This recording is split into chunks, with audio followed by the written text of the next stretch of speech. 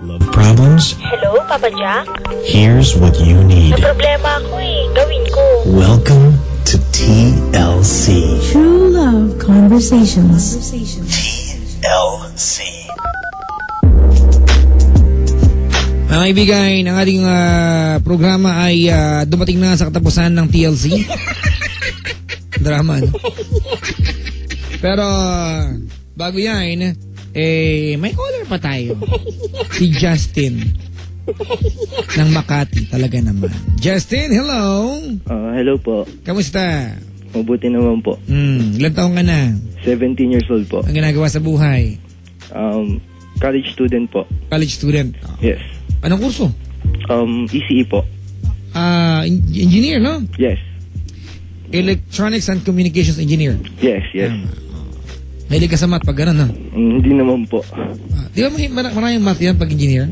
Pa? Maraming formulas, maraming Yes. ampere ba yun? Ampere. Opo, mga ganun po. Mga bolta-boltahe, di ba? Opo. Pinag-aaralan yung mga decibels, tama? Opo. Alam ko yan eh. Pangarap ko dati yan. Joke lang. Ilan taon ka na, kapatid? 17 po. 17 From QC. QC. Yes. Ba't napatawag si Justin sa atin? Hingi lang po ng advice. Advice. Kwento mo ko, dali. Ganito po kasi yun. May kababata po ako. Aha. Inaanak po siya nung dad ko. Kasi po, matagal ko na po siyang niligawan.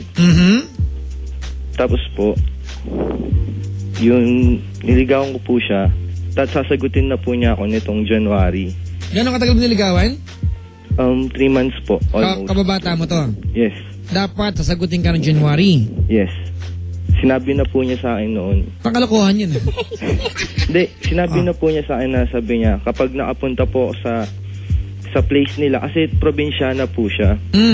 Yun po. Tapos pag nakauwi po ako, sasagutin daw po niya ako. Umuwi ka naman? Umuwi po ako noon kasi birthday po ng lola ko. Okay.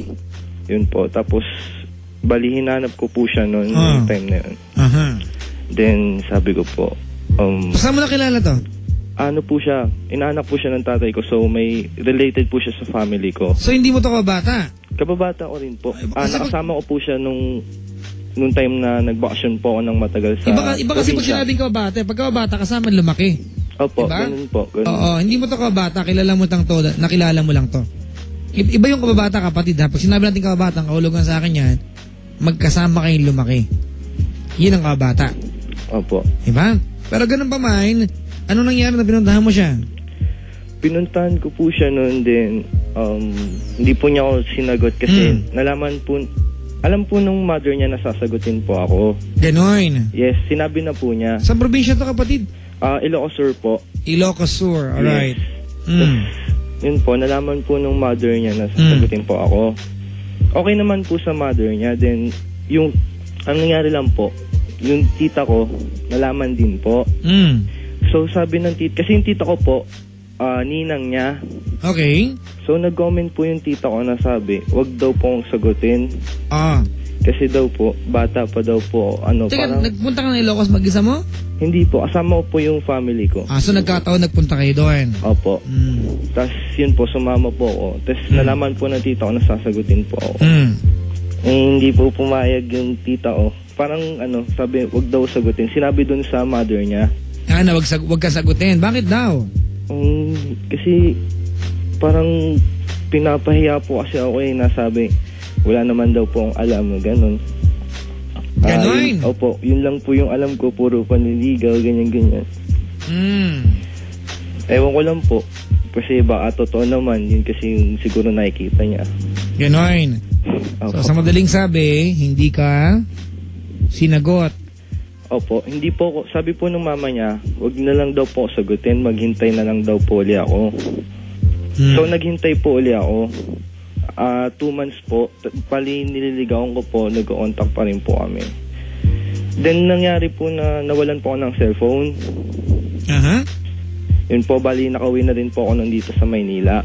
Tapos sabi niya, tas 1 week later, nagkinontak ko po siya noon na sabi ko, nawalan ako ng cellphone, hindi kita ma-contact.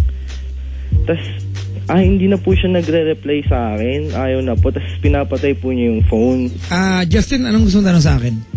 Gusto ko lang po kasi, ang nangyari po kasi sa amin, ang dapat sasagutin po niya ako. Tas nung pag-uwi ko po kasi sa probinsya, hindi niya po sinagot kasi po, nagka-boyfriend na siya.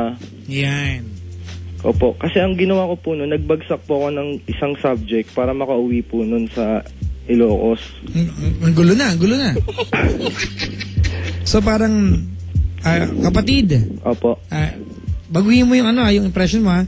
Hindi ka nagbagsak ng isang subject para uwi ng... Teka lang. Hindi ka nagbagsak ng isang subject. Bumagsak ka sa isang subject. Sinadya ko po kasi, by November 1 po. Tanga ka pag ginawa mo yun. Yun nga po dahil po sa pagmamahal ko sa kanya, ginawa ko po yun. Anong tanong mo sa akin? Gusto ko lang po malaman kung itutuloy ko pa rin po ba yung Di na. Yung ginagawa ko sa kanya. Hindi, tama na. Alam mo bakit? Kasi binaliwala, parang sa tingin ko po binaliwala niya po. Hindi na nga, tama na nga. Alam mo bakit? Bakit po? Kasi alam mo, Justin, kung mahal ka niya, walang time frame yan. Ano ibig sabihin? Pag nakawi ka dito, sagutin kita, andun na tayo, sige, okay, paniniwalaan natin, na muntik ka na niya sagutin na umuwi ka doon. Pero kung talagang mahal ka niya, di ba? Hindi siya mag-boyfriend ng iba. At kahit anong sabihin ng lahat nakapaligid sa kanya, kung mahal ka niya, mahal ka niya. Di ba? Opo. Oo, at saka ako mas gugustuhin ko na hindi kanya sinagot. Bakit Alam mo po? kung bakit? Bakit po? Kita mo magkikita pa lang kayo, isang subject na bumagsak sa'yo. Paano pag naging kayo? Bagsak na buong pag-aaral mo? Hindi kasi wise yung decision mo eh. Di ba? Hindi tama. Kasi yung po, ang nangyari po kasi nun, ganito po. Para makauwi po ako doon kasi hindi na nga po kami nagka-contact, di ba? So gusto ko pong linawin lahat. Ganito, Justin, tumatawag ka sa kanya, binababaan ka. Opo. May boyfriend na iba. Yun bigla pong nalaman kong May boyfriend na iba. Opo, bigla pong may boyfriend na iba. So tatanong mo sa akin kung kailangan pang tuluyan, ikaw palagyan mo ng sagot doon. Ikaw magsabi sa akin. Hindi ko po alam. Ang sagot doon, hindi na. Diba, Justin? Opo. Kasi may boyfriend na siya, iba. Pagpalagay na natin na wala na lahat ng factors na sinabi mo sa akin, yung idea na lang na may boyfriend siyang iba, tama na yon para intindihin mo na wag mo nang ipilit pa. May boyfriend na siyang iba. Ganun kasimple yun. Diba? Opo. Kung ikaw ba, meron ka ng, halimbawa ikaw yung ikaw yung boyfriend niya.